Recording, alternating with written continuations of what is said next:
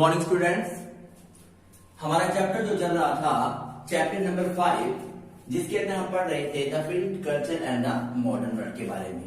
उसके अंदर मैंने आपको बताया था कि प्रिंट कल्चर और मॉडर्न वर्ल्ड होता क्या है, किस प्रकार से चाइना, कोरिया और जापान में जो था ये कल्चर शुरू हुआ, फिर सिल्क रूट के द्वारा किस प्रकार से चाइनीज पेपर है वो बाहर गया, वुड ब्लॉक्स के बारे में पढ़ा। उसके बाद हमने पढ़ा गुटेनबर्ग के बारे में कि किस प्रकार से उन्होंने पहली जो है प्रिंटिंग मशीन बनाई। फिर उन्होंने बाइबल जो बुक्स है पहली वो छापी, उसकी कितनी कॉपीज बनाई गई उसके बारे में पढ़ा। उसके बाद में हमने पढ़ा कि यूरोप के अंदर जो था प्रिंटिंग कैसे आई, और लास्ट हम बात कर रहे थे कि 15th सेंचुरी से लेकर 16th सेंचुरी तक किस प्रकार से जो बुक्स थी वो बढ़ती गई, उनकी इजाद होती गई, मतलब उनकी मात्रा बढ़ती गई। आज हम पढ़ने वाले हैं print revolution and impact. Print revolution क्या था, उसके इम्पैक्ट किसके प्रभाव क्या पड़े, इसके बारे में बात करेंगे। ठीक है। New way to producing books for the machines. अब जो मशीन के आने से क्या हो गया था, बुक्स के छपने का एक नया टेक्निक आ गई थी, एक नया मेथड आ गया था। अब बुक्स जो है मशीन के द्वारा छपनी शुरू हो गई थी। हमने ये बात पिछले टॉपिक में भी की थी। पहले क्या होता था, हैंड प्रिंटिंग होती थी, हाथ से बुक्स लिखते थे, जिसमें टाइम कंज्यूमिंग बहुत था, लेबरिंग बहुत थी, और जो नीड्स जो लोगों की थी वो पूरी नहीं हो पाती थी उसके अकॉर्डिंग। लेकिन अब क्या था, अब मशीनें आ गई थी। मशीनों में क्या हो गया था कि बुक्स ज्यादा मात्रा में छपनी शुरू हो गई थी, लोगों को अवेलेबल भी आराम से हो जाती थी। ठीक है। तो जैसे ही नई टेक्निक्स आई ना बुक छपने की, इसने क्या किया, लाइव्स ऑफ पीपल ट्रांसफॉर्म्ड। इसने क्या किया, लोगों की जो लाइफ थी, जो जीवन था, उसको बिल्कुल ही ट्रांसफॉर्म कर दिया, बिल्कुल बदल के रख दिया। पहले का जीवन कुछ और था, अब कुछ और है। अब लोगों का सोचने का नजरिया, उनके बात करने का तरीका, उनके विचार सब चेंज होते जा रहे थे। उनकी जीवन एकदम बदल चुका था, ट्रांसफॉर्म हो गया था। As information and knowledge were easily available. अब क्या थी, किसी भी चीज के बारे में इंफॉर्मेशन लेना, कोई नॉलेज लेना बहुत आसान हो गया था, बहुत इजीली हमें मिल जाता था। क्यों? क्योंकि हर इंसान अपनी सोच के हिसाब से अपने व्यूज को बुक्स में छाप देता था, और छापने के बाद क्या होता था, वो बुक्स को प्रोड्यूस किया जाता था, लोगों के बीच में डिस्ट्रीब्यूट कर दिया जाता था, उसे सेलिंग कर दिया जाता था, लोग उसे खरीदते थे, खरीदने के बाद उसे पढ़ते थे। तो इस प्रकार से क्या हुआ, लोगों के जो विचार थे वो एक दूसरे तक पहुंचते रहे। अब क्या हुआ, यहाँ पे जो इंफॉर्मेशन होती थी, कोई भी जो नॉलेज होती थी, वो बड़ी ही आसानी से लोगों को मिल जाती थी। Open up new way to thinking and looking at thinking with the coming of printing press. जिस प्रकार से प्रिंटिंग प्रेस आई, जैसे प्रिंटिंग प्रेस आई और इसने बुक्स को धड़ाधड़ छापना शुरू किया, अब लोगों की सोचने का जो नजरिया था वो बिल्कुल ही बदल चुका था। और जब नजरिया बदल जाता है तो देखने का नजरिया भी बदल जाता है चीजों को, कि चीज किस प्रकार की है, कैसी है, उसके बारे में नॉलेज कितनी होनी चाहिए, उसके बारे में उसके इम्पैक्ट क्या पड़ेंगे, उसके बारे में उसके बेनिफिट क्या है, वो सब कुछ लोगों ने सोचना शुरू कर दिया था। और ये सब कुछ किसके कारण हुआ, प्रिंटिंग प्रेस के आने से। Reading public emerged. ये रीडिंग पब्लिक इमर्ज के बारे में हम आगे बात करेंगे, फिर भी मैं थोड़ा बता देता हूँ कि इससे इमर्ज क्या हुआ, फैलाव। अब लोगों की जो पढ़ने की जो प्रक्रिया थी वो फैल चुकी थी बहुत ज्यादा। अब लोग किताबें पढ़ना पसंद करते थे। हम पहले ही बात कर चुके हैं कि लोग फ्री टाइम में अब क्या करते थे, फ्री रहने से अच्छा वो बुक्स को पढ़ना पसंद करते थे या बुक्स को लिखना पसंद करते थे। Printing reduce the cost of books, time and labour. अब ये जो प्रिंटिंग आ गई ना, मशीन वाली प्रिंटिंग, पहले क्या होता था, हैंड प्रिंटिंग थी। मैंने बताया लेबरिंग बहुत लगती थी, उसके अंदर कॉस्ट बहुत ज्यादा पड़ती थी, महंगी होती थी किताबें, टाइम कंज्यूमिंग बहुत ज्यादा था, और अवेलेबल नहीं हो पाती थी बिल्कुल समय पे। तो अब क्या हुआ, जैसे ही प्रिंटिंग प्रेस आई उसने रिड्यूस कर दिया किसको, कॉस्ट को। एक तो कीमत रिड्यूस कर दी, क्योंकि अब धड़ाधड़ छपने लगी किताबें और सब किताबें अवेलेबल हो गई लोगों को, तो कीमत की गई।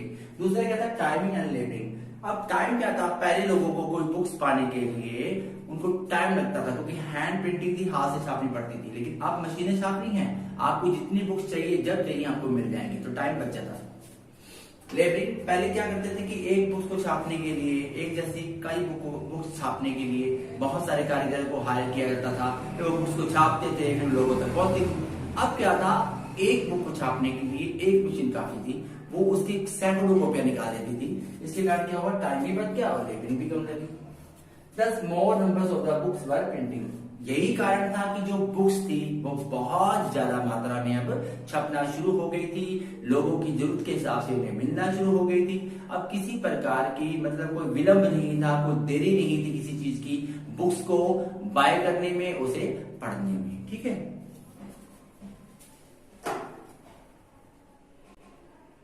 Earlier reading was to Alice.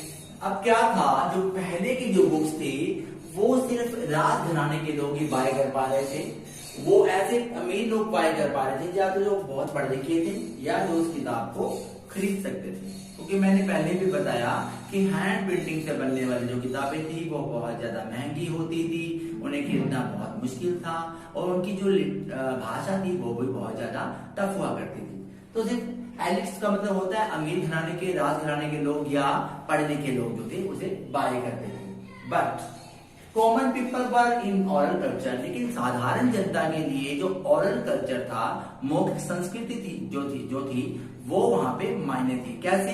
इसमें कॉमन पीपल में ऐसा नहीं कि सब लोग जो थे अनपढ़ थे, इसमें वो सब लोग आ जाते थे जो कि अनपढ़ भी थे और जो किताब को बाय नहीं कर पा रहे थे, मतलब मीडियोकर फैमिली से संबंधित रखने वाले लोग। तो वो क्या करते थे, थोड़ा थोड़ा पैसा जमा करके एक कॉमन किताब ले लेते थे और उस किताब को ओरल कल्चर के माध्यम से, मतलब मौखिक संस्कृति के माध्यम से, एक कॉमन बंदा बीच में बैठ जाता था, कोई बुजुर्ग या किसको पढ़ना आता था, और सबको वो उस बुक को पढ़ के सुनाता था। वो खुद भी उस बुक को पढ़ के इंटरेस्ट लेता था और दूसरों को भी उस बुक को पढ़ के इंटरेस्ट दिलाता था। ठीक उसी प्रकार जिस प्रकार बचपन में आपकी नानी, आपकी दादी या आपके बड़े बुजुर्ग आपको कोई कहानी सुनाते थे कि एक राजा था, एक रानी थी, एक परी थी, एक्सेट्रा बहुत कुछ, तो हम सोचने बैठ जाते हैं, हाँ भाई ऐसा राजा होगा, ऐसी रानी होगी, ऐसी परी होगी, ऐसे आसमान से ही होगी। तो वो जो कम्युनिकेट करते हैं हम लोग एक दूसरे के साथ, जो हमारे बुजुर्ग हमसे कम्युनिकेट करते हैं, जो वो मेथड जो होता है उसे बोलते हैं ओरल कल्चर, मतलब मौखिक संस्कृति उसको बोलते हैं। और उसके माध्यम से 50% चीज जो है, बचपन में तो 100% समझ आती थी, अगर आज की बात की जाए, जैसे मैं आपके सामने लेक्चर दे रहा हूं तो 50% ये लेक्चर आपको समझ आ जाएगा कि पूरे चैप्टर के अंदर है क्या चीज। उसके बाद की बात आगे करते हैं। New books could reach wider section of the people hearing public. अब क्या था, जैसे ही जो नया सेशन आया, जो बुक्स का जो कहते हैं तूफान आ गया था। अब मैंने बताया कि बुक्स हैंड प्रिंटिंग से निकल कर कहां पे आ गई थी, मशीनिंग प्रिंटिंग पे आ गई थी। तो अब क्या हो गया था, जो लेबरिंग थी, जो कॉस्ट थी और जो टाइम कंज्यूमिंग था वो रिड्यूस हो चुका था। पहले किताबें महंगी थी, अब किताबें सस्ती हो गई थी। पहले किताबें देर से मिलती थी, अब किताबें टाइम पे मिलती हैं। अब लेबरिंग पहले बहुत ज्यादा थी, अब लेबरिंग बहुत कम है, क्योंकि मशीनों ने धड़ धड़ धड़ से किताबें छापनी शुरू कर दी थी। तो अब जो लोग पहले पढ़े लिखे थे लेकिन बुक को बाय नहीं कर पा रहे थे, वो सिर्फ हेयरिंग पब्लिक थी, बैठ के सुनने वाली पब्लिक। अब क्या था, अब उन्होंने वो किताबों को लेकर बाय करना शुरू कर दिया। तो they convert in reading public. अब वो किस में कन्वर्ट हो गए, रीडिंग पब्लिक में। अब जो लोग पहले बैठकर सिर्फ किताबें सुनते थे, अब वो बाय करके उन किताबों को पढ़ने वाली पब्लिक में तब्दील हो गए। ठीक है, but translation was not that simple. Literacy rate was very low in the 20th century in Europe. अब क्या था, जो बुक्स खरीदी जाती थी उसे सिर्फ पढ़े लिखे लोग ही खरीदेंगे, क्योंकि उनको ही वो समझ आएगी। अब अनपढ़ व्यक्ति तो उसे खरीदने से रहा, क्योंकि उसके लिए कालाक्षर भैंस के बराबर। ठीक है, तो अब क्या था, उसमें उस बुक को ट्रांसलेट करना, उस बुक को समझाना बहुत मुश्किल था। तो क्या करते थे लोग, बुक्स लेकर आते, कहते अरे भाई थोड़ा पढ़ दो, अरे भाई थोड़ा पढ़ दो। तो उस वक्त जो पढ़े लिखे लोग थे उनके पास तो वैसे टाइम नहीं होता था। उनको क्या था, मैं एक बुक पढ़ूं, मैं दूसरी बुक लेके आऊं, तीसरी पढ़ूं, चौथी लेके आऊं।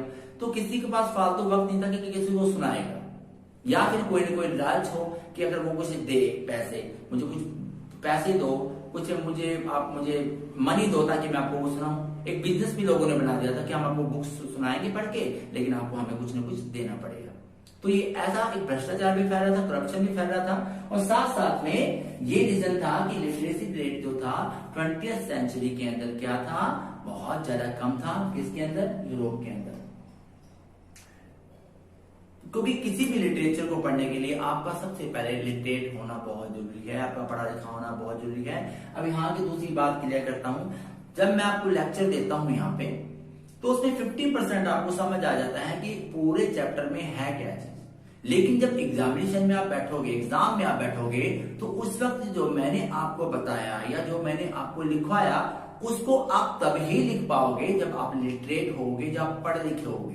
प्री नर्सरी के बच्चे के सामने बैठकर मैं सारा लेक्चर दूं तो आई थिंक कि वो लिख नहीं पाएगा, क्योंकि उसे सिर्फ समझ आएगा कि थोड़ा बहुत कि कितना है, उसके लेवल का नहीं है, उसके लेवल से बहुत ज्यादा ऊपर है, और लिखना तो बहुत दूर की बात है। ठीक उसी प्रकार जो जनता थी वो ट्रांसलेट नहीं कर पा रही थी, तो उनके लिए वो पढ़ना तो बहुत ज्यादा मुश्किल था। और इसी प्रकार books could be read only by the literate. सिर्फ वही लोग उस बुक्स को खरीदते थे, उसी को पढ़ पा रहे थे जो कि पढ़े लिखे लोग थे, इसलिए बहुत ज्यादा लोग इस किताबों को खरीदते थे, और बाकी जनता बैठकर सिर्फ किताबों को बेचारी निहारती थी, कुछ नहीं कर पा रही थी। लेकिन आगे उसका भी हल निकाला गया था। कैसे? So printing press started the publishing the ballads, folk tales and the books full of the printing pictures, ballads and the folk tales। अब क्या था, जो पब्लिशर थे उन्होंने ऐसी किताबें छापना शुरू कर दी, ऐसी बुक्स बनानी शुरू कर दी जिसके अंदर उन्होंने देखा कि जनता अनपढ़ है भाई, वो पढ़ लिख नहीं सकती, लेकिन वो देख कर समझ सकती है। तो उन्होंने क्या किया, बुक्स के अंदर पिक्चराइजेशन करनी शुरू कर दी, मतलब तस्वीरें बनाना शुरू कर दी। जैसे फूलदान की, चाय बनाने की तस्वीरें। जैसे बचपन में हम देखते थे ना, कोई फूल वाला आता था, वो कटिंग करके दिखाते हैं स्टेप बाय स्टेप कि कैसे आपको फूल बन जाएगा या कुछ बन जाएगा ऐसे। या पेंटिंग के मेथड्स होते हैं, या ड्राइंग में आपने स्टेप बाय स्टेप देखा होगा कि 1 लाइन 2 लाइन 3 लाइन इजिकल टू ट्रायंगुलर बन गया या सर्कल बन गया, समथिंग। इस प्रकार से जो बुक्स को एक नया रूप दे दिया गया, जिसमें क्या थी, फोक टेल्स और बैलेट्स जो थी, बैलेट्स और फोक टेल्स होती थी, उसमें पिक्चर और फोक टेल्स मतलब स्टोरी की तरह गा कर भी आप उस पिक्चर को, आप उस किताब को पढ़ सकते थे। तो लोग क्या करते थे, बहुत सारी जो किताबें ऐसी छपी जो कि तस्वीरों से भरी होती थी, और गाने के तौर पर उस पढ़ाई को, उस लिटरेसी को आप दूसरों को सुना सकते हो या आप भी पढ़ सकते हो। ठीक। उसके बाद नया टॉपिक आता है religious debate and the fear of the print. अब क्या था, रिलीजियस डिबेट होनी शुरू हो गई थी। फॉर एग्जाम्पल, जैसे क्रिश्चियन लोग जो होते हैं वो फ्री ऑफ कॉस्ट अपने बुक्स को डिस्ट्रीब्यूट करते हैं लोगों को। किसी कॉलेज के बाहर देख लीजिए, स्कूल के बाहर देख लीजिए, या आप गिरजाघर में जाओगे, चर्च जिसको बोलते हैं, तो देखिए आपको फ्री ऑफ कॉस्ट बुक देंगे। वो फ्री ऑफ कॉस्ट बुक देने के 2 रीजन है। एक तो ये कि वो अपने धर्म को किसी प्रकार से फैलाना चाहते हैं, दूसरा जो नॉलेज उनके पास है वो चाहते हैं वो दूसरे लोग भी उस नॉलेज को गेन करें। ठीक है। तो यहाँ पे क्या था, religious debate and the fear of printing. जब लोगों को पढ़ना आ गया, लोगों की सोच बदलनी शुरू हो गई, लोगों की सोचने का नजरिया बदल गया, लोगों की चीजों को देखने का नजरिया बदल गया, तो डिबेट होना, रिलीजियस डिबेट होना तो स्वाभाविक सी बात है। पहले क्या था, आपको एक ही चीज अवेलेबल थी। फॉर एग्जाम्पल, मेरे पास ये चौक है, आपको ये एक ही चौक मिल रहा है जिसका आप इस्तेमाल करोगे, तो इसके ऊपर कोई तर्क वितर्क करने का सवाल नहीं पैदा होता। लेकिन आज अगर मैं ये कहूं कि ये एक ही चौक है, तो शायद आप में से जितने भी वीडियो देख रहे हैं बोलेंगे नहीं, ये एक ऐसा चौक नहीं है, इसकी तरह की और भी कई चौक है, कोई येलो है, ग्रीन है, इससे सॉफ्ट भी है, इससे हार्ड भी है, तरह तरह के चौक्स हैं। तो वो जो बीच में हमारी जो बात जो हो रही है, जो तर्क वितर्क हो रहा है, वो क्या होगी, डिबेट हो गई। तो रिलीजियस डिबेट होना स्वाभाविक थी। और फिर ऑफ प्रिंटिंग, प्रिंटिंग का एक डर बैठ गया था, डर फैला दिया था प्रिंटिंग ने कि लोग अब अपना अपना धर्म फैला रहे हैं, लोग एक दूसरे को भड़का भी रहे हैं दूसरे के खिलाफ, ये पढ़ो, ये मत पढ़ो, ये अच्छा है, बुरा है। इसमें एक चीज और भी थी, जैसे कि आप बुक्स में देखना, जरा यहाँ पे डिटेल में तो मैं आपको बताऊंगा, लेकिन फिर भी देखना कि जो ऐसी अश्लील किताबें भी छपती थी जिनको लोग बाय करते थे, खरीदते थे, लेकिन वहां पे ड्रॉबैक क्या था, औरतों को पढ़ने की परमिशन नहीं थी, क्योंकि कहीं न कहीं दिमाग में ये बात बैठी हुई थी लोगों के दिमाग में कि जो गंदगी वो पढ़ रहे हैं, कहीं उनकी घर की औरतें वो गंदगी ना पढ़ पाए। उसका एक ड्रॉबैक ये भी था कि कहीं न कहीं औरतें जाकर अनपढ़ थी, उनको पढ़ने लिखने के लिए स्कूल वगैरह में नहीं भेजा जाता था। लेकिन किस प्रकार से वीमेन पढ़ी, इसके बारे में हम टॉपिक में आगे बात करेंगे। ठीक है।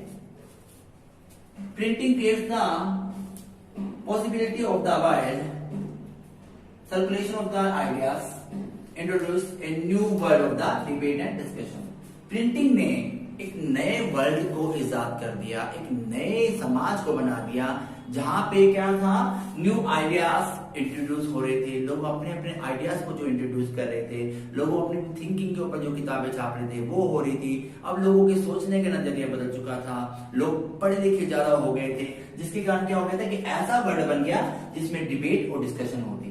हर चीज को लेकर लोग तर्क वितर्क करने शुरू कर दिए लोगों ने एक दूसरे के साथ, और डिस्कशन करनी शुरू कर दी, नहीं नहीं ऐसा होना चाहिए, नहीं नहीं वैसा होना चाहिए। मतलब धीरे धीरे जो समाज था उसका रूप बदलता जा रहा था। अब वो अपने आप में सक्षम होता जा रहा था, अपने आप को वो समझने लग गया था, और जो प्रिंट था वो भी धीरे धीरे चेंज होता जा रहा था। ठीक है, और इसके साथ साथ not everyone welcome printing books, those who did had a fear about. जो लोग थे उन्होंने प्रिंटिंग बुक्स को अपनाने के साथ साथ पूरी तरह से इनका जो है स्वागत नहीं किया। क्यों नहीं किया, मैंने अभी भी बताया था कि कुछ ऐसी चीजें भी छप रही थी जो कि समाज के लिए हानिकारक थी, और लोगों के दिमाग में डर बैठ गया था कि ये जो प्रिंटिंग है ये कहीं ना कहीं खतरनाक है। वो डर क्या था, फियर।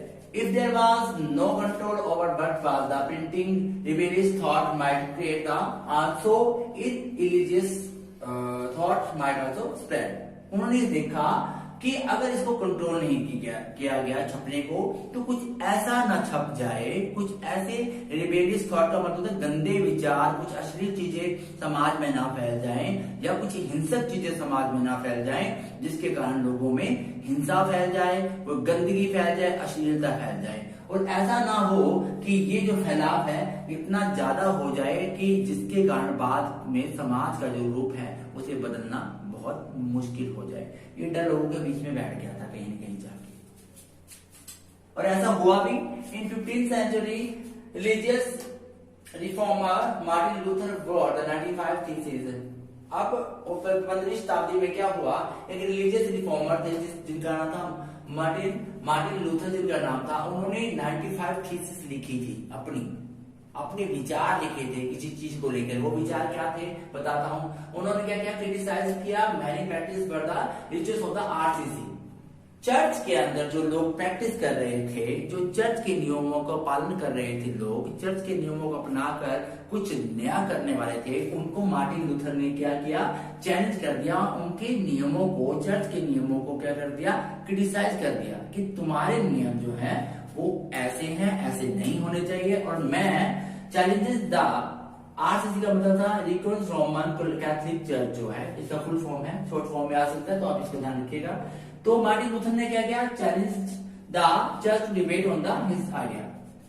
मार्टिन लूथर ने चर्च वालों को चैलेंज किया कि आप एक काम करो, आप मुझसे मेरे आइडिया के साथ डिबेट करो, तो आप जो कह रहे हो लोगों को वो सही है, या जो लोगों को मैं बताना चाहता हूँ वो सही है। क्योंकि हमने पहले भी देख लिया कि अब लोगों के सोचने का तरीका, उनके समझने का तरीका अलग हो चुका था।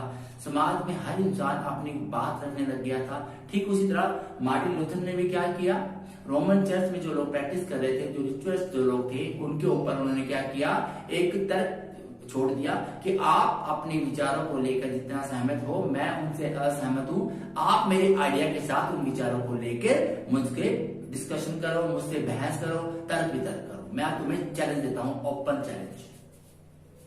जब उन्होंने ओपन चैलेंज दिया तो उसका क्या असर हुआ, the Luther writing were the printing in the large number of the was widely read. उनके विचार इतने अच्छे, सक्षम और मजबूत माने गए थे कि लोग उनको पढ़ना चाहते थे कि ऐसा क्या है। तो हुआ क्या कि मार्टिन लूथर की जो 95 थीसिस थी ना, जो उन्होंने लिखी थी, उनकी जो किताबें थी या उनके नए विचारों की किताबें थी, वो बहुत ज्यादा मात्रा में छपना शुरू हो गई, और लोगों ने उन्हें धड़ल्ले से खरीदना शुरू कर दिया और उन्हें पढ़ना शुरू कर दिया लोगों ने। मतलब कहीं ना कहीं मार्टिन लूथर की जो एक डिस्कशन की जो मेथड था, जो उसकी थीसिस थी, अब वो समाज में उभर रही थी, आगे आ रही थी। आज के लिए इतना ही। इस टॉपिक को हम कल कंटिन्यू फिर करेंगे। तब तक के लिए अपना ध्यान रखिए। Take care, bye bye.